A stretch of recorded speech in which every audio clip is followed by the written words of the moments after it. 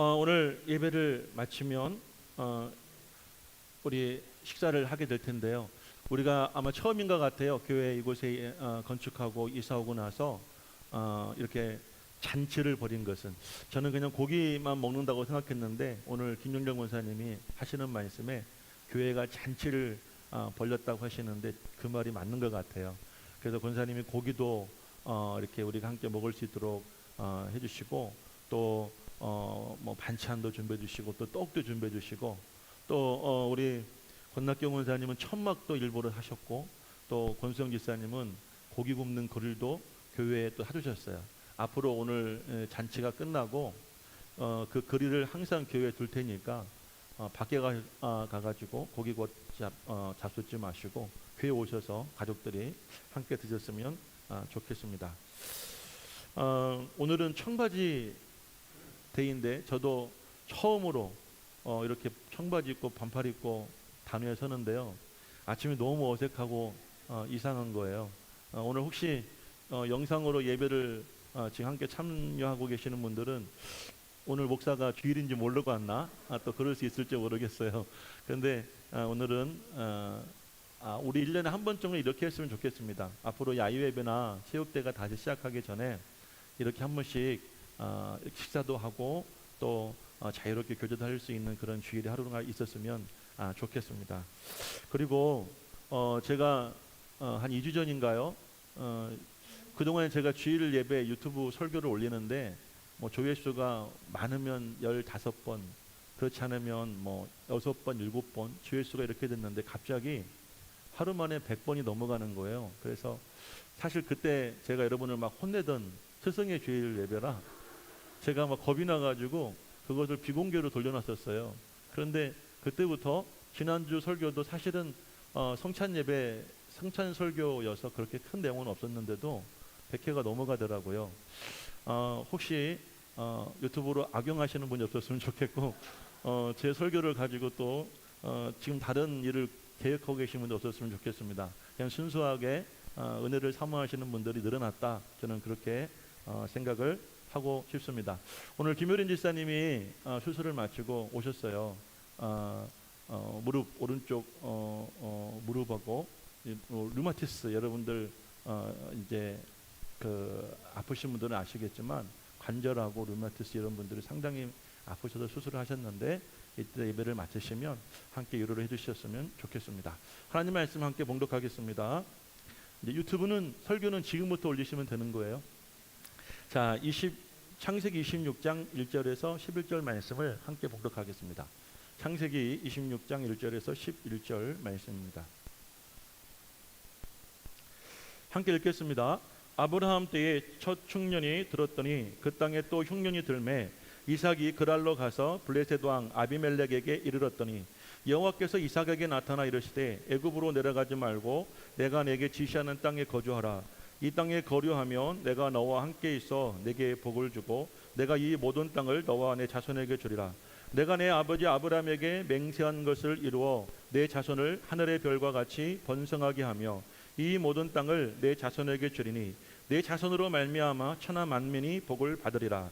이는 아브라함이 내 말을 순종하고 내 명령과 내 계명과 내 율례와 내 법도를 지켰음이라 하시니라. 이삭이 그랄에 거주하였더니 그곳 사람들이 그의 아내에 대하여 물으매 그가 말하기를 그는 내 누이라 하였으니 리브가는 보기에 아름다움으로 그곳 백성이 리브가로 말미암아 자기를 죽일까 하여 그는 내 아내라 하기를 두려워함이었더라. 이삭이 거기 오래 거주하였더니 이삭이 그 아내 리브가를 꾀하는 것을 블레셋 왕 아비멜렉이 창으로 내다본지라. 이에 아비멜렉이 이삭을 불러 이르되 그가 분명히 내 아내거늘 어찌 내 누이라 하였느냐. 이삭이 그에게 대답하되 내 생각에 그로 말미암아 내가 죽게 될까 두려워하였음이로다. 아비멜렉이 이르되 내가 어찌 우리에게 이렇게 행하였느냐. 백성 중 하나가 내 아내와 동침할 뻔하였도다. 내가 죄를 우리에게 입혔으리라. 아비멜렉이 이에 모든 백성에게 명하여 이르되 이 사람이나 그의 아내를 범하는 자는 죽이리라 하였더라. 아멘. 오늘 본문의 말씀을 통해서 아들에게 나타나는 아버지의 그림자, 아들에게 나타나는 아버지의 그림자라는 말씀으로 하나님 말씀을 전하겠습니다. 자녀는 부모의 거울이라는 말이 있는데요, 결코 헛된 말이 아닌 것 같습니다. 시차가 있지만 놀랍게도 부모의 모습이 자녀에게도 나타납니다.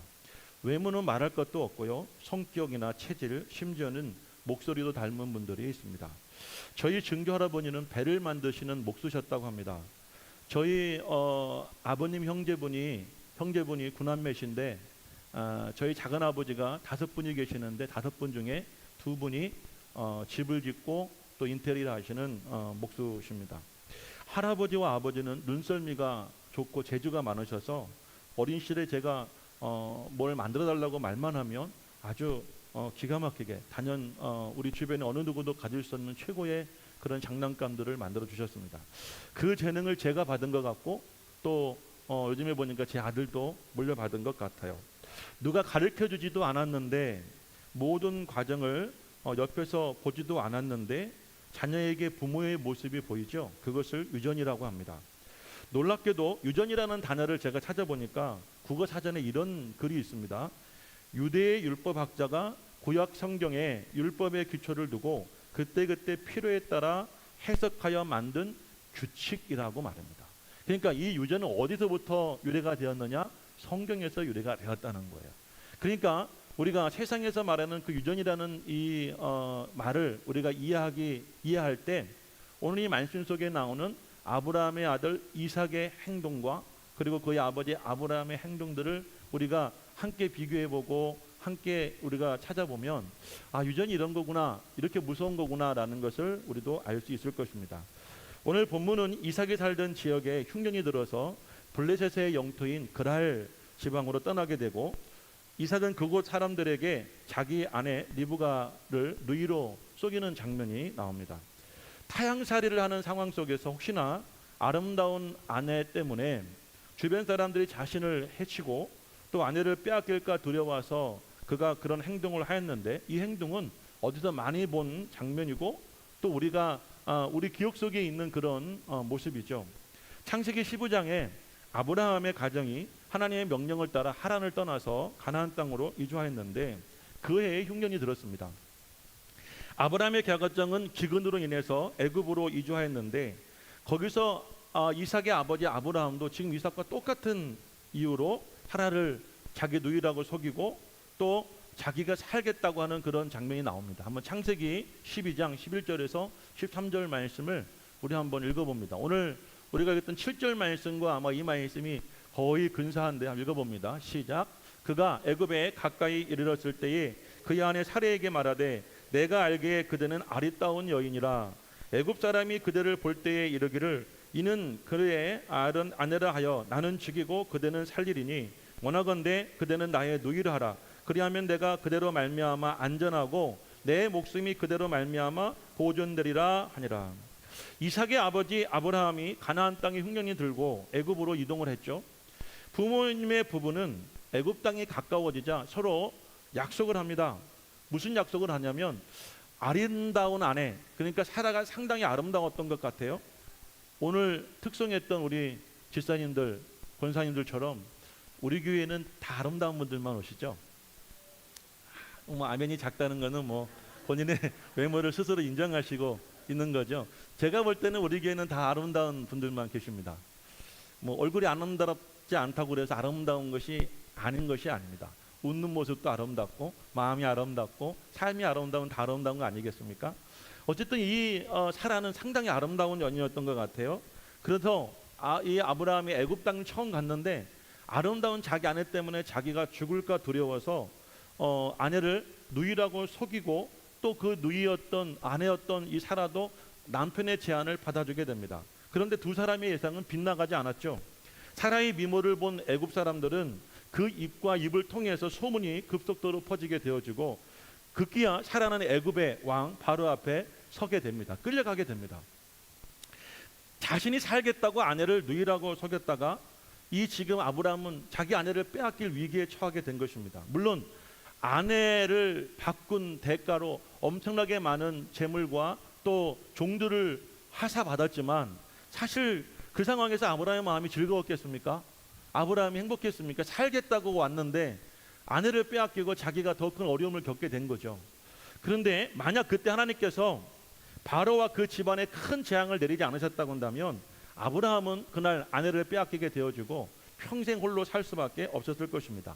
하지만 하나님께서 이 아브라함과 하신 약속을 이루시고 또 그 가정을 늘 사랑하셨고 보호하셨기에 그날 밤에 그 집안에 재앙을 내리셔서 이 바로 왕이 이 사라가 아브라함의 아내라는 사실을 알게 되어지고 그리고 나서 그 가정을 돌려보내게 됐죠.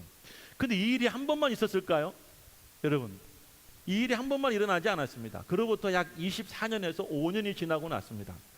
이번에는 본문에 있었던 이 블레셋의 그랄 땅으로 이 아브라함이 똑같은 상황 속에서 이사를 하게 됩니다. 거기서도 아내를 누이라고 속입니다. 20여 년 전에 하나님의 도움이 아니었다면 아내를 빼앗길 수 있었던 큰 어려움을 겪고도 지금 아브라함은 요만큼도 변하지 않았습니다. 그의 말과 행동은 20여 년 전과 현재가 똑같았다는 사실입니다. 다른 지역에 가면 우리가 서로 부부관계가 아니라 남매관계로 하자라고 했던 그 약속을 25년 전에 그런 어려움을 겪고서도 똑같이 아브라함은 그 약속을 가지고 나아갔다는 것입니다. 그곳에서도 블레셋의 왕이었던 이 아비멜렉이 사람을 보내어서 사라를 데려오게 하였고 그날 밤에 이 아비멜렉에게 사라를 빼앗길 위기를 또 당하게 된 거예요. 그런데 하나님께서 그날 밤에 그 왕에게 꿈에 나타나셔서 그 사실을 또 말씀해 주셨고 만약 네가 이 아브라함의 아내를 범하게 되어지면 안 옮게 되어지면 너희 집안에 재앙을 내리겠다. 그러니까 이 말씀은 너와 관련된 사람 모든 블레셋 사람들에게 큰 재앙이 임할 것이다 라고 하나님께서 위협하시자 역시 블레셋의 왕도 사라를 돌려보내게 되었다는 것입니다. 자, 그 상황에서 블레셋의 왕이 아브라함에게 묻자 아브라함은 이 상황에 대해서 이렇게 대답하죠. 창세기 20장 11절에서 13절 말씀도 읽어봅니다. 아까 12장 11절에서 13절 말씀과 너무나 유사한데요. 한번 생각해보면 읽어보겠습니다. 시작. 아브라함이 이르되 이곳에서는 하나님을 두려워함이 없으니 내 아내로 말미암아 사람들이 나를 죽일까 생각하였으며 또 그는 정말로 나의 이복 누이로서 내 아내가 되었음이니라. 하나님이 나를 내 아내의 아버지의 집을 떠나 두루 다니게 하실 때에 내가 아내에게 말하기를 이후로 우리는 가는 곳마다 그대는 나를 그대의 오라비라 하라. 이것이 그대가 내게 베풀 은혜라 하였소노라. 특히 13절 말씀의 가관이 아니죠. 이게 정말 아브라함의 입에서 나온 말인지 의심스럽습니다. 정말 너무나 구차한 변명 아니겠습니까? 여기서 중요한 것은 여러분들 처음부터 그렇게 하기로 약속을 했다는 거예요. 근데 여기서 우리가 한 가지 생각해 볼 것은 처음에 가나안 땅을 나올 때에 그런 약속을 하고 왔다 할지라도 처음 첫 해에 흉년이 들어서 애굽에 갔다가 그 약속한 것이 잘못되었다. 우리가 그렇게 했다가는 아내를 빼앗기고 우리 가정에 어려운 문제가 생길 수 있겠다라는 그런 경험을 했음에도 아브라함은 그 이후에 조금 더 변함이 없었다는 거. 이것이 오늘 이 제가 여러분에게 말씀을 전하고자 하는 굉장히 중요한 핵심적인 사건입니다. 자, 그래서 이삭의 아버지 아브라함은 하나님께 10 중에 9은 너무 잘했는데 제가 보는 관점에서 한 가지, 그가 처음 가나안 땅으로 올 때 가지고 있었던 그 마음, 사실 그때는 하나님께서 아브라함을 부르셨을 때 본토와 친척과 아버지 집을 떠나서 가나안 땅으로 갔죠. 하지만 하나님이 아브라함에게 약속하신 그 아들은 25년 만에 얻게 되었죠. 왜 그랬을까요? 아브라함이 아들을 얻을 만큼 완전하게 하나님 앞에 변화되지 않았기 때문이에요. 그러니까 이 말씀 무슨 말씀이냐면 예수를 믿긴 믿었지만 완전히 거듭나고 온전한 그리스도인이 되지 않았을 때의 생각과 그 마음이 시간이 지나서 그가 신앙이 성숙했음에도 불구하고 바뀌지 않았다는 거예요. 자, 이 모습은 어쩌면 오늘 이 시대를 살아가는 부모가 되는 여러분들에게도 있을 수 있다고 저는 생각이 돼요. 아브라함 얘기만 해서 우리 남자분들만 서운할지 몰라요. 근데 성경이 아브라함에만 그렇게 집중되어 있으니까. 근데 꼭 아브라함만 그럴까요? 사라는 안 그랬을까요? 사라도 두 번째 일이 벌어졌을 때 아브라함이 그렇게 당신을 내가 처음 약속했으니 이번에도 당신을 내 아내로 하지 말고 누이로 하자라고 할 때 따끔 얼굴을 냈으면 어땠을까요? 당신 아직도 정신 못 차렸어? 당신이 25년 예수 믿으면서도 지금까지 깨닫지 못했어? 내가 예전에 그런 일을 겪었는데 내가 그때 빼앗길 뻔한 건 당신 기억하지 않아? 하나님이 그때 도우지 않으셨다면 우리 가정 어떻게 할 뻔했어? 당신 아직도 정신 못 차렸냐고 할 수 있었어야 되는데 사라 역시도 똑같았다는 거예요. 이 부부에게는 상당한 문제가 있었던 것입니다. 심지어 여러분 충격적인 사건은 뭐냐면요, 이때 이삭이 태어나지도 않았어요. 이삭이 태어나지도 않았어요. 이삭이 태어나지도 않았을 때 이 사건들이 벌어지게 된 거예요. 자, 이삭은 그때 그 자리에 있지도 않았고 그 상황을 보지도 않았는데 어떻게 지금 오늘 26장 말씀에 과거 부모님이 했던 그 모습, 그 생각, 그 말, 그 행동을 똑같이 따라 했을까요? 그것은 유전되었기 때문이라는 거예요. 유전의 힘이 얼마나 무서운지 한번 본문 7절 말씀을 읽어봅니다. 본문 7절 말씀을 함께 읽어보겠습니다. 다 같이 본문 7절 읽어봅니다.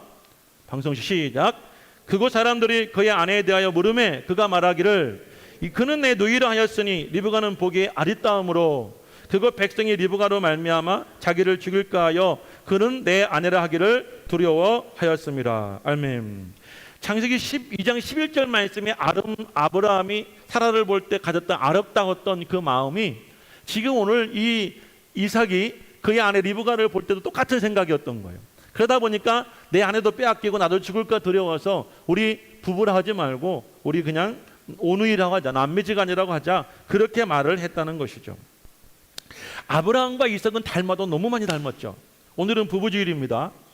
이번 주일에는 부부라고 부르는 여러분 당사자들만의 이야기가 아니라 가족이라고 하는 이 가정 안에서 이 자녀의 관계, 우리가 부부로 만나서 가정을 이루고 또 그 가정에서 하나님께서 여러분들 이 부부에게 주신 큰 선물과 축복이 자녀들이죠. 그러니까 결혼하게 되어지면 한동안은 부부를 바라보고 부부만을 위해 살다가 자녀가 태어나면 이 부부는 오직 자녀만을 위해서 헌신하고 또 자녀들을 자라게 여러분들 수고하다가 결국 자녀들을 두고 세상을 떠나는 게 우리 인생 아니겠어요? 부부주일이지만 부부만의 문제만, 부부의 관계만 오늘 생각할 것이 아니라 부부가 함께 살아가는 가족 안에서의 자녀와 부부의 관계, 그 자녀들의 삶에 대해서도 오늘 좀 더 깊게 고민해 보았으면 좋겠습니다. 어떻게 하면 여러분의 밝고 건강하고 아름다운 모습을 자녀들에게 상속할까? 또 어떻게 하면 여러분의 어둡고 불신앙적이고 잘못된 모습이 상속되지 않을까?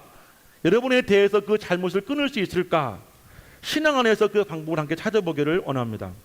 어떻게 하면 여러분의 자녀들이 여러분의 좋은 모습만 본받고 여러분의 나쁜 모습은 본받지 않을까요? 혹시 여러분들 때리면 된다고 생각하십니까? 혼을 내고 매를 들고 가르치면 될까요? 예전에 저희 큰아이가 이 자리에 없으니까요. 큰아이가 미취학 아기 때 이야기인데 저는 그 아이를 상당히 엄하게 가르쳤습니다. 잘못하면 제가 앉혀놓고 혼을 냈습니다.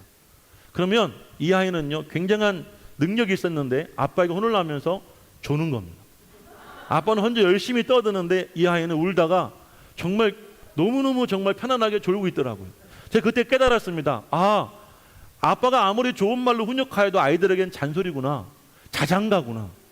그 아이가 그렇게 울다가도 아빠가 이야기를 하고 너 그거 잘못됐다고 가르치는데도 평안하게 잠을 자는데요. 제가 그때 알게 되었습니다. 얼마 전에 제가 두 아이들에게 물었습니다. 너희들이 잘못했을 때 아빠가 매를 들고 때리는 게 좋겠니? 아니면 아빠가 때리지 않고 너희들을 가르치면 좋겠니? 아이들에게 굉장한 충격적인 대답을 제가 듣게 되었습니다. 차라리 몇 대 맞는 게 좋아요. 교회에서 듣는 설교로도 충분해요. 우리 아이들은 늘 교회에서 제가 하는 이야기를 듣다 보니까 제가 하는 이야기는 다 설교로 듣는 겁니다. 그래서 아이들은 차라리 아빠 때려주세요 이러더라고요. 우리 둘째 아이는 좀 컸다고요. 이제 아이 뭐라고 하냐면 아빠 맞는 게 나아요. 때려주세요. 잔소리 듣고 싶지 않아요. 여러분, 부모의 잔소리, 부모가 가르친다고 아이들에게 옳은 이야기 하는 것 같지만 아이들에게는 그저 듣기 싫은 잔소리에 불과하다는 것입니다. 자녀 교육 어떻게 하면 될까요? 최고의 방법은 부모의 모범입니다.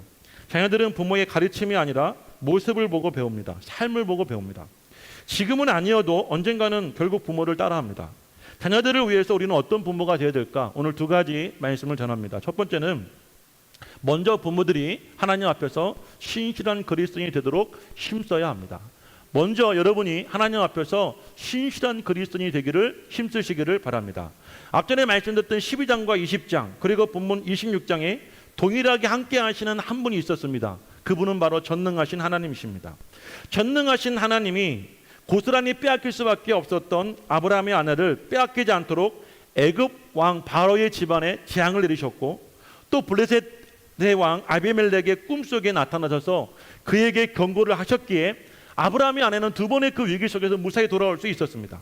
그로 인해서 이 부부의 관계도 지속할 수가 있었고, 결국 하나님의 약속의 아들 이삭을 낳을 수가 있었습니다.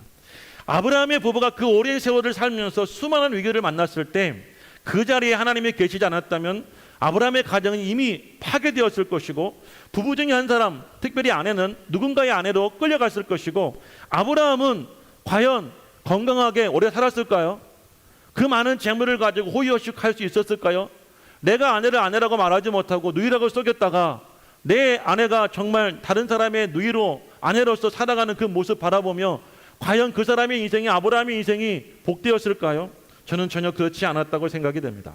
자신은 그렇게 생각해서 부부의 관계를 남매 관계로 속였지만 다른 어려움은 피할 수가 없었던 것입니다. 여러분들, 우리도 이 땅에 살면서 도저히 우리 힘으로 해결할 수 없는 그런 어려운 일들이 있습니다. 아브라함의 가정에 처음 발달되었던 이 흉년의 문제, 기근의 문제, 그리고 더 나아가서 나보다 더 강한 존재들 앞에서 내 힘으로 어떻게 할 수 없는, 내 가정을 지킬 수 없고 내 아내를 지킬 수 없고 심지어 내 생명도 지킬 수 없는 그런 어려운 문제가 생기게 될 때 우리는 어떻게 해야 될까요? 그때 신실한 그리스도인이 되어서 하나님을 철저하게 신뢰하고 의지할 수 있어야 될 줄로 믿습니다. 여러분들, 우리 앞에 수없이 자주 처할 수 있는 수많은 어려움 속에서 우리는 그때마다 예수를 믿지만 내 생각과 내 힘과 내 방법으로 그 문제를 해결하려는 사람들이 있습니다. 아브라함처럼 말입니다. 신앙과 그 삶은 별개의 문제입니다. 아브라함이 가나안 땅에 올 때 처음 약속했던, 우리가 어느 곳에 가든지 우리가 어느 지방에 가든지 처음 갈 때에는 당신을 내 아내라고 하지 말고 누이라 합시다 라고 했던 그 약속이 25년이 지나도 그 약속이 변하지 않았습니다. 그런데 그 약속한 아브라함과 사라의 그 삶 속의 중심은 두 사람의 문제로 끝난 것이 아니라 태어나지 않았던 이삭에게도 그대로 유전이 되어지고 여러분 전가되었다는 거예요. 상속되었다는 거예요. 이게 너무나 무서운 겁니다. 그러기에 우리는 어려운 일을 당할 때, 우리에게 여러분들 고난이 다가왔을 때 내 힘으로 내 방법들하고 하자는 그런 여러분 습관과 방법을 철저히 하나님을 의지하고 믿음으로 신앙과 말씀으로 살아가려는 그런 노력을 여러분이 하고 살아야 됩니다. 그 모습을 자녀들이 봐야 됩니다. 그런 삶이 여러분 자녀들에게 유전되어져야 합니다. 아멘이시죠? 저는 목회를 시작할 때, 그리고 목회 중에 힘들 때마다 하나님께 엎드려 기도했습니다. 때로는 금식도 했습니다. 제가 어디서 배웠게요? 제 어머니와 아버지에게 배웠습니다. 목회를 하다가 힘들 때 아버지는 금식하며 기도하셨고, 저희 어머니도 금식하면 날마다 아침 금식하고 날마다 철야하며 기도하시는 모습을 보면 제가 자랐기에 목회의 동력은 기도라는 것을 제가 거기서 배웠습니다. 사랑하는 여러분, 부모에게 자녀들이 보험을 통해서 배워야 되고 들음을 통해서 배워야 되는데, 잔소리 한다고 자녀들이 달라지는 것이 아니라, 우리가 여러분들 정말 우리 가정 어려운 문제를 당하고 부모들이 힘든 일을 겪었을 때 자녀들의 눈 속에 우리 아버지 어머니가 정말 철저하게 하나님 앞에 자신을 맡기고 의지하고 기도하며 정말 순종하며 나아가는 모습을 그 자녀들이 보고 자라야 그들도 그렇게 따라하는 것입니다. 믿으시면 아멘 하시길 바랍니다. 왜 내 인생에, 우리 가정에 이렇게 흉년이 찾아오고 극심한 기근과 고통을 받는가? 그렇다면 지금 이 자리에 떠나야 하는가? 아니면 끝까지 자리를 지켜야 하는가? 여러분, 이 룻기서 말씀을 보게 되면 엘리멜렉과 나아미 부부가 베들레헴의 흉년이 찾아오자 두 아들을 데리고 모압 지방으로 떠났죠. 그런데 그들의 가정이 어떤 일을 겪었어요? 가고 얼마 있다가 남편이었던 엘리멜렉이 죽죠. 그리고 이 나오미는 두 아들을 의지하고 살고 싶었지만 이 아들들이 결혼하고 나서 얼마 지나지 않아 둘 다 죽음을 경험하고 맙니다. 여러분, 우리는 이 땅에 살면서 무작정 떠나야 되는지 아니면 떠나는 것이 옳은 것인지 머물러야 오는 것인지 우리는 여러분 기도하며 고민할 수 있어야 되는 거예요. 사람들이 그렇게 떠난다고 나를 떠나야 되는 것이 아니에요. 내가 생각할 때 그것이 옳다고 무작정 해야 되는 것이 아니라, 과연 왜 하나님께서 나에게, 우리에게 흉년을 주셨는가? 그럼 내가 이 곳을 떠나야 되는가 아니면 지켜야 되는가를 하나님께 묻고 하나님 말씀대로 살아가는 그런 신앙이 있어야 되는 거예요. 더 나아가서 사랑하는 여러분, 만약 우리가 이방 땅으로 가야 되는 상황이 이르게 된다면, 지금 이삭의 아버지 아브라함은 그랄 땅과 애굽 땅으로 이사했어요. 오늘 이삭도 어쩌면 처음에는 아브라함 때와 같이 흉년이 들자 애굽으로 가려 했던 것 같아요. 그러니까 하나님이 이삭에게 뭐라고 말씀하십니까? 야, 애굽으로 가지 말고 내가 너에게 지시할 땅으로 가라. 그러면 내가 너희 아버지 아브라함에게 약속했던 복을 다 너에게 주겠다라고 말씀하시죠. 하나님이 보실 때에 이삭은 아버지와 똑같은 짓을 하고 계획하고 있었던 거예요. 그러니까 하나님께서 가지 마라. 네가 내 말을 지키고 내 말을 들으면 내가 약속한 복을 주겠다고 말씀하시죠. 그러니까 우리는요, 그 상황 속에서도 사람의 말과 세상의 말을 듣는 것이 아니라 하나님의 말씀을 듣고 하나님의 뜻을 따라가는 그런 신앙의 모범을 자녀들에게 보여주어야 합니다. 할렐루야. 자, 여러분들, 꼼수 부리다가 살아가는 가족들을 두려움과 불안감에 떨게 하지는 말아야 되는 것이에요. 우리 아버지들, 가장이라고 괜히 권위주의적이고 내 말 들어야 된다고, 당신 내 말 들으고 니들 내 말 들어야 된다고 고집 부리고 꼼수 부리다가 괜히 당신들 부인하고 아이들 고생시키지 마시고요, 하나님 말씀에 순종하시길. 우리 아내분들 끄떡거리지 마세요. 똑같아요. 끄떡거리지 마세요. 당신이 잘못됐다. 왜 당신만 잘못돼요? 옆에 있는 당신도 잘못됐죠. 부부가 여러분들 일체 아닙니까? 하나 아닙니까? 어디 가서 여러분 내 아내 내 남편 욕하는 부부도 보면요, 제가 볼 때는 똑같은 문제가 있어요. 똑같은 문제가 없으면 말 안 합니다. 사랑하면 여러분들 밖에 나가서 굳이 말할 게 없어요. 드러납니다. 그런데 남편에 대해 아내에 대해 불만이 있는 분들은요, 어디 가서 꼭 남편 욕을 합니다. 아내 욕을 합니다. 그러면 뭐 결국 똑같은 거죠. 남편 욕한다고 끄떡거리지 말고 좋아하지 마세요. 다 여러분 똑같은 욕하고 있는 거예요. 자, 중요한 겁니다. 사랑하는 여러분들, 한 번도 아니고 두 번이나 아브라함은 똑같은 상황에 이르렀을 때 하나님을 의지하지 않았어요. 오히려 아내에게 여보, 내가 죽을게. 차라리 당신 아내라고 얘기하고 내가 죽고 당신을 살릴게. 갑시다. 이랬으면 얼마나 멋있었을까. 얼마나 옹졸하고 치졸합니까. 여보, 내가 당신 때문에 죽을 것 같아. 당신이 너무 아름다워가지고 내가 당신도 빼앗기고 죽을 것 같으니 당신 어디 가면 나의 아내라고 하지 말고 내 여동생이라고 합시다. 이 얼마나 정말 말하기가 참 부끄러운 모습이죠. 여러분은 어떠십니까? 여러분의 가정에 흉년이 찾아왔고 여러분의 가정에 어려움이 찾아왔을 때 혹시 왜 이런 일이 생기는지 하나님께 물어보십니까? 성경 안에서 그 이유를 찾고 계십니까? 그리고 여러분들이 과연 떠나야 되는지 말아야 되는지를 기도해 보십니까? 그리고 당장 눈앞의 문제, 여러분 아직도 되어지지 않은 일이지만 앞으로 될 일에 대해서 하나님의 뜻이 무엇이 있는지, 하나님께서는 어떤 계획을 하고 계신지에 대해서 하나님 이끄신 대로 따르고 계십니까? 이삭은 이 땅에 태어나지도 않았을 때 자신의 부모들이 했던 행동, 생각, 그 말 다 마치 복사해서 옮겨놓은 것처럼 똑같이 따라했습니다. 부모가 가지고 있는 가치관과 자아, 심지어 신앙까지 그대로 이삭은 전해졌고 이삭은 그대로 따라 행동을 했다는 것, 너무나 무서운 이야기죠. 그럼 이것을 바꿔서 이야기하면 부모가 기도하고 부모가 엎드리고 부모가 하나님 의지하고 부모가 말씀을 찾고 그런 모습을 자녀들이 보았다면 이삭도 그렇게 하지 않았을까요? 그렇죠? 사랑하는 여러분들, 한 가지 답이 생겼어요. 앞으로 여러분들에게 수많은 어려움과 문제가 있을 때 꼼수 부리지 마시고 기도하십시오. 철저하게 하나님 말씀대로 살고자 하는 그런 신앙을 가지고 나아갈 수 있기를 부탁합니다. 두 번째는 여러분의 잘못된 모습은 회개하고 돌이켜서 철저하게 변화되어져야 합니다. 아멘이세요? 여러분의 잘못된 모습은 돌이켜야 되고 회개해야 되고 철저하게 여러분이 바뀌어져야 합니다. 성경에 왜 아브라함의 흑역사를 한 번도 아니고 두 번이나 소개했을까요? 그것은 우리에게 교훈하기 위해서입니다. 우리도 충분히 그럴 수 있다. 내가 거듭나지 않으면 10대 때나 20대 때나 결혼 초기 때나 아니면 자녀들을 낳아서 장성한 이후에도 똑같이 살아갈 수가 있다라는 교훈을 주시기 위해서입니다. 사람이 자신의 실수와 잘못을 깨닫고 회개하고 돌이키지 않으면 시간이 아무리 지나도 달라지지 않습니다. 나이가 아무리 먹어도 변하지 않아요. 고집만 더 세집니다. 억지만 더 부리죠. 젊었을 때는 부부가 서로 화해도 하고 타협도 하고 듣기도 하고 들어주기도 하죠. 나이가 먹으면 먹을수록 고집만 더 세워집니다. 특별히 제가 보니까 아내의 고집이 더 세워집니다. 저희 아버지의 예를 보니까 우리 아버지가 젊었을 때는 상당한 우리 가정에도 권력가였고 권위주의자였습니다. 아버지가 애헴하면 우리 가족은 모두가 다 아버지 뒤에 줄을 설 수밖에 없었어요. 근데 요즘에 아버지가 70이 넘으시고 할아버지가 되어져 가시니까 집안에 누가 더 목소리가 커지는가 봤더니 어머니 목소리가 더 커집니다. 어머니가 그러시더라고요. 내가 과거에 그 수많은 말을 듣고 참았는데 지금까지 참아야 되냐? 이제부터 나도 내 목소리를 내고 이제부터 내가 우리 집의 왕이야. 이게 우리 어머니의 말씀이시더라고요. 시간이 가면 갈수록 억측과 고집만 더 세워져 갑니다. 바뀌어지지 않아요. 회개하고 돌이키지 않으면 말입니다.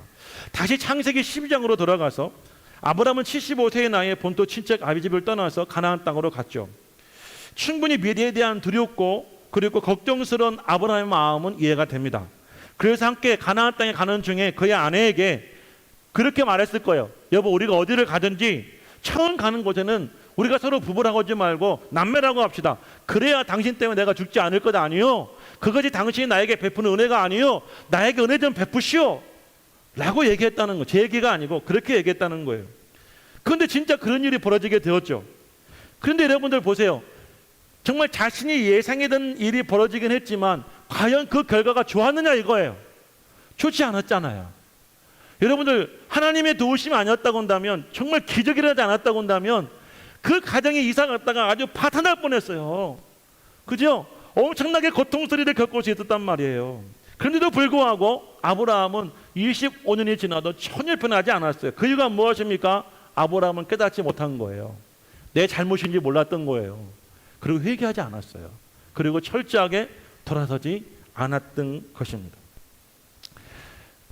우리가 어떻게 하면 회개할 수 있을까? 제가 고민해 보았을 때 남편과 아내 관계에서 남편이 아내가 혹시 내가 잘못되고 문제가 있다고 하는 부분은 아내에게 솔직히 좀 고백했으면 좋겠어요. 여보, 나에게 문제가 있어요. 아내도 마찬가지. 여보, 난 이게 잘 안 돼요.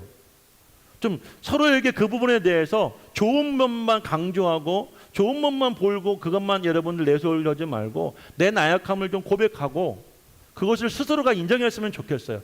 자녀도 문제도 마찬가지. 자녀의 관계 속에서도 부모가 항상 어떻게 완벽하고 여러분 좋은 면만 볼 수 있어요. 부모도 부족하죠. 실수하죠. 잘못하죠. 그러면 자녀들에게도 사과도 하고 용서도 좀 구하면 안 됩니까? 제가 예전에 고백했잖아요. 또 이야기하면 우리 아들한테 미안한데 제가 아들한테 불같이 화를 냈어요. 올해 초에 둘이 극장 가서 영화 보겠다고 갔다가 제가 아들한테 너무 화가 나서 화를 냈어요. 욕을 했어요. 그러고 나서 차를 타고 오는데 제 손이 부들부들 떨릴 만큼 제가 마음속에 이 화가 참을 수가 없었어요. 근데 시간이 한 5분이나 지났을까요? 제 마음이 슬슬 녹기 시작하는데 그때부터는 내가 화가 난 게 문제가 아니라 나 때문에 상처받을 아들이 생각하니까요. 너무나 미안한 거예요. 예전에는 전혀 보이지 않았던 아들이 보이는데 너무 미안한 거예요. 제가 그래서 아들한테 사과했어요. 아빠가 잘못했다. 아빠가 너한테 큰 잘못을 했구나. 다시는 아빠가 안 그럴 테니 네가 아빠를 이해해주고 용서해주어라. 그렇게까지 했다고 한다면 제가 또 그러겠습니까? 제가 또 그런 일이 생기게 된다면 저는 그때는 그때 당시의 아들의 행동과 생각과 표정과 제 감정을 생각하겠죠. 그러면 저는 한 번 할 실수를 하지 않을 수도 있고 두 번 할 실수를 한 번 할 수도 있고 그러면 사람이 변화되는 거 아닙니까? 하나님 앞에도 마찬가지예요. 내가 잘못된 것이 분명히 있는데도 내가 여러분들 잘못된 걸 인정하지 않고 회개하지 않으면요, 우리는 예수를 10년 믿고 20년 믿고 평생을 믿어도요 똑같아요. 목사라고 달라지지 않아요. 장로 권사라고 변하지 않아요. 다 똑같습니다. 그러니까 우리는 어떻게 살아야 됩니까? 부부에게, 자녀에게 내가 잘못되고 실수하고 부족한 부분이 있으면은요, 그걸 솔직하게 고백할 수 있어야 됩니다. 아멘하십시다. 오늘 집에 가셔가지고, 아니요, 집에 가지만 오늘 밥 먹으면서 한번 연습해 보세요. 부부가 오신 분들은 꼭 부부가 같이 식사하시면서 입이 열리면 마음이 열립니다. 같이 식사하다 보면 아내와 남편의 마음이 열릴 거예요. 그러면 그때를 이용해가지고 한번 얘기해봐. 여보, 난 이게 문제였던 것 같아. 그러면 또 옆에 앉아가지고 인지 알았어? 내가 20년을 기다렸어? 이러지 마시고, 여보, 그래? 나도 이거 문제야. 서로 손을 잡고 여러분들 울면서 오늘 여러분 식사를 마무리했으면 좋겠어요. 울며 씨를 뿌리고 집에 가면 기쁨으로 단을 거두며. 오늘 막 늦둥이 생길지도 몰라요. 남편이 없으신 분들은요, 고기를 싸가지고 집에 가십시오. 남편의 입에 넣어주면서 여보, 내가 그동안 20년 살다 보니 이런 문제가 있었어요. 여보, 나를 좀 용서해줘. 내가 참 이게 연약해. 나를 도와주세요. 라고 얘기하면 남편이 이 여자가 오늘 왜 그런가? 그러면서 기분이 좋지 않겠습니까? 맨날 바가지만 긁고 교회 갔다가 집에 오면은 이 청소도 안 했냐고, 이러고 사냐고. 이랬던 여자가 갑자기 고개를 넣어주면서 여보, 내가 이거 문제가 많았어. 이건 얼마나 남편이 행복하겠어요. 그러면 남편은 술술술 나올 거 아니겠어요. 나도 이게 문제야, 잘못했어. 여보, 정말 나 좀 도와줘. 그러면 가정이 얼마나 행복할까. 그 모습을 옆에서 자식들이 보면 어떻게 할까요? 나도 저렇게 결혼하면 살아야 되겠구나. 나도 내 아내 저렇게 해야 되겠구나. 나도 내 남편 저렇게 살아야 되겠구나 라고 생각한 거 아니겠습니까? 여러분, 통계를 보면요, 자녀들이 결혼할 때 부모와 똑같은 비슷한 외모를 가진 사람과 결혼합니다. 아니에요? 우리 최 권사님 아니라고 하시는데 성격이 비슷합니다. 아니면 아빠랑 비슷할지도 몰라. 왜 그런 줄 아세요? 보고 자라서 그래요. 남자들은 엄마의 모습을 보고 자라. 만약 엄마가 정말 이 남자아이에게 좋은 엄마라고 한다면 엄마 같은 아내를 꿈꿀 줄 몰라요. 제가 예전에 우리 이종 사촌 형님이 계시는데 그 형수님이 전라도 분이세요. 전라도 해남 분이신데 얼마나 저를 사랑해 주시고 헌신해 주셨는지 제가 그때 그랬어. 형수님, 난 형수님 같은 여자랑 결혼하고 싶어요. 솔직히 얘기해서 얼굴은 안 이쁘거든요. 근데 마음은 너무 예뻐서 제가 형수님 같은 여자랑 결혼하고 싶어요 라고 했는데 결혼해 보니까 저렇게 예쁜 여자랑 결혼하게 됐어요. 봐요. 말을 이렇게 이쁘게 하면 집에 가서 얼마나 좋아할까요? 형수랑 똑같은 애랑 결혼했으면 오늘 저는 집에 가서 아마 잠 제대로 못 잤을지도 몰라요. 잘못한 게 있으면 고백해야 돼요. 여러분, 용서도 해야 되고 그리고 도움을 청해야 돼요. 이게 신앙생활 속에 하나님께 회개하고 하나님께 회복의 은혜를 경험하는 거예요. 아멘이세요?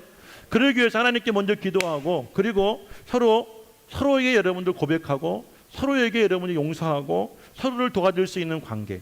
그럴 때 자녀들이 그 모습을 보고 부모에게 배우고 살아갈 줄로 믿습니다.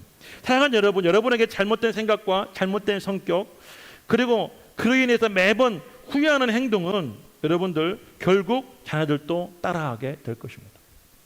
너무나 무서운 말씀으로 받아들이시길 바라요. 예전에 이랬다고 그래. 선생님이 혀가 짧은 선생님이 계셨어요. 그래서 한문을 가르치시는데 바람풍자를 이렇게 학생들을 가르치시면 자, 따라해.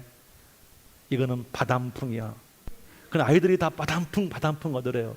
야, 바람풍이 아니라 바람풍이라고. 아이들이 큰 소리로 바람풍 하더래요. 이것들아, 바람풍이라고. 아이들은 바람풍이 바람풍으로 들리니까 따라하는 거예요. 여러분들, 이것이 메아리의 법칙이에요. 자녀들은 여러분들이 옳은 것이라고 가르치고 있지만 여러분들이 하는 말을 듣고 따라합니다. 행동을 보고 따라합니다. 생각을 보고 따라합니다. 모든 것을 부모로부터 배워가고 부모로부터 따라하게 되는 것이 여러분의 자녀들이에요. 아멘이세요? 그러니까 여러분들 잘못된 것은 뉘우치고 회개하고 돌이키시기를 바라요. 저는 우리 첫아이에게 상당히 엄한 아빠였어요. 혼을 자주 내고 화를 자주 냈어요. 어렸을 때는 몰랐어요. 이 아이가 중학생이 됐는데 저와는 남이었어요. 남. 저를 쳐다보지도 않고 제가 말을 걸어 대화하지도 않고 혹시라도 제가 뭔가를 얘기하려면 이 아이가 우는 거예요. 서서. 그렇게 컸기 때문에. 아빠한테 그렇게 컸기 때문에. 어느 날 곰곰이 생각해 보니까 큰일 났구나. 내가 잘못했구나. 그때 우리 아내에게 제가 상담을 했어요. 여보, 내가 정말 못된 아빠였나? 그때 아내가 봉인이 풀리더라고요. 하고 싶었던 이야기 다 해주시더라고요. 아, 내가 잘못했구나. 그래서 그때부터 제가 더럽고 치사하고 안 입고도 우리 아이에게 정말 노력을 했어요. 말도 걸어보고 쳐다보지 않아도 또 말 걸어보고 집 밖에 나갔다 왔는데 우리 아내에게 혹시 딸 있나? 그 방에 있다고 그러면 다 큰 아이 문 확 열고 들어가면 잘못됐잖아요. 딸 있어? 그러면 처음에는 대답도 안 해요. 그래도 문 열어보고 한 번 쳐다보고 오늘 학교 잘 갔다 왔어? 그러고 가는 거예요. 그 시간이 지나니까 이 아이가 변하는 거예요. 두드리니까 들어오라는 거죠. 예전에는 머리를 쓰다듬으면 막 싫어가지고 막 이러던 아이가 가만히 있는 거예요. 또 가요. 또 얼마 있다가 또 들어가서 딸 있어? 나 있어. 그리고 머리를 쓰다듬으니까 좋다고 웃고 있는 거예요. 그리고 아이와 함께 이제 대화하고 이러다 보면 마음을 열고 농담도 하고 장난도 하고 제가 엄마한테 보았던 편한 행동을 저한테도 요즘에는 해요. 제가 얼마나 안심이 되는지 모릅니다. 이제 이 아이가 고등학교를 졸업하고 대학을 가면 저를 떠날 거 아니겠어요? 그렇죠? 대학교 가면서부터 부모를 떠나게 될 때 이 아이가 그때까지 가지고 있었던 아빠에 대한 부모에 대한 감정과 생각을 그대로 가져간다면 나는 지금은 괜찮을지 몰라요. 내가 어른이니까. 근데 저도 언젠가는 저 아이와 제가 30년 터울인데 30년이 지나면 저 아이 나이가 48이고 저는 78이에요. 그럼 그때 제가 어떤 대우를 받을까요? 똑같이 역전되지 않을까요? 그래서 저는 생각을 바꿨어요. 지금부터 잘해야 되겠구나. 내가 우리 딸을 최고로 대우해 줘야 되겠구나. 그때 대우받으려면. 근데 지금 우리 딸과 관계가 굉장히 회복되어졌어요. 상당히 좋아졌어요. 예전에는 엄마가 없으면 아빠랑 같이 있지 않았어요. 아빠랑 단둘이 있는 공간을 아이는 불편해하고 그 안에서 함께 숨 쉬는 걸 싫어했어요. 저는 그 정도였어요. 그럼 요즘엔 단둘이 있어도 아이가 편안해요. 좋아요. 은근히 제가 머리도 쓰다듬어 보고 다 큰 딸 엉덩이는 못 만지더라도 허리 한번 두드려 보면 아이가 가만히 좋아요. 이제 아빠로 인정해 주는 거야. 저는 왜 그렇게 행동했을까요? 내가 잘못됐다는 걸 알았기 때문에. 내가 딸한테 상당히 잘못된 행동을 했다는 걸 깨달았기 때문에. 그때로부터 저는 돌이켰어요. 마음을 돌이키고 행동을 돌이키고 삶을 바꿨어요. 그러니까 시간은 걸렸지만 아이도 변하고 가정도 변하더라고요. 오늘 결론적인 말씀을 드리겠습니다. 사랑하는 여러분, 이 땅에 두 분만 행복하게 살고 싶은 부부는 한 분도 없을 겁니다. 오히려 두 분들이 사랑하는 자녀들이 더 잘 되기를 바라는 것이 이 자리에 계신 부모들의 마음일 것입니다. 그러기 위해서는 자녀들에 대해서 여러분들의 어두운 그림자를 걷어내셔야 됩니다. 분명히 자녀에게는 부모의 그림자가 비춰집니다. 부모의 모습이 자녀들에게 보여집니다. 여러분들이 지금 생각할 때, 제가 설교할 때 말씀을 들으시면서 여러분들의 머릿속에 생각나는 내 자녀들에게 그리웠던, 지금까지 내 자녀들에게 보였던 여러분들의 그 어두운 그림자를 이제부터는 걷어내셔야 되는데 어떻게 하셔야 되겠어요?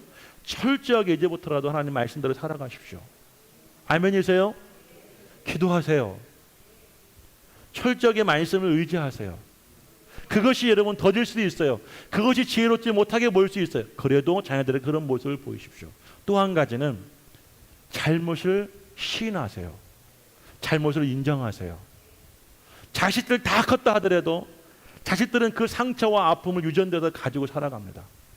내가 어렸을 때 엄마가 들었던 욕, 내가 아버지한테 맞았던 그 매, 내가 보았던 그 상황들 자녀들은 그대로 머릿속에 간직하고 살아가요. 그리고 그 아이들이 결혼해서 부모가 되면 나도 모르게 어느 날 엄마의 말이 나오고 아빠 행동이 나오고 우리 가정의 모습이 내가 그런 가정에 똑같이 드러나고 있어요. 그게 부모의 그림자입니다. 잘못을 시인하고 인정하십시오. 고백하십시오.